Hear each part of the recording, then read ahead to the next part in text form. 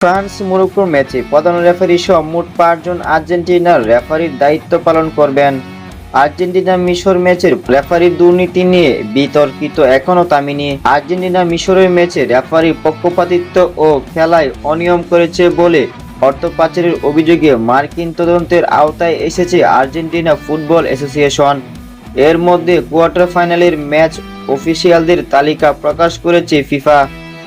আগামী 9 জুলাই বোস্টন স্টেডিয়ামে অনুষ্ঠিত হতে যাওয়া ফ্রান্স মরক্কো ম্যাচে প্রধান রেফারির দায়িত্ব পালন করবেন আর্জেন্টিনার অভিজ্ঞ রেফারি ফাকুন্দো তোও। তার সঙ্গে সহকারী রেফারি হুয়ান পাবলো বেলাতি, সহকারী রেফারি গেবিয়েল চাদে, চতুর্থ রেফারি দাবি হেরেরা এবং ভিডিও সহকারী রেফারি ক্রিস্টিয়ানো নাভারো সবাই আর্জেন্টিনার রেফারি। সুতরাং বলা যাচ্ছে মরক্কো ফ্রান্সের ম্যাচে যে রেফারিগুলো দায়িত্ব পালন করবেন সবই হলো আর্জেন্টিনা থেকে নিয়োগ দেওয়া। শেষ 16তে আর্জেন্টিনা মিশর ম্যাচ পরিচালনা করেছিলেন ফরাসি রেফারি ফ্রান্সুয়া তেরেন্সিয়ে।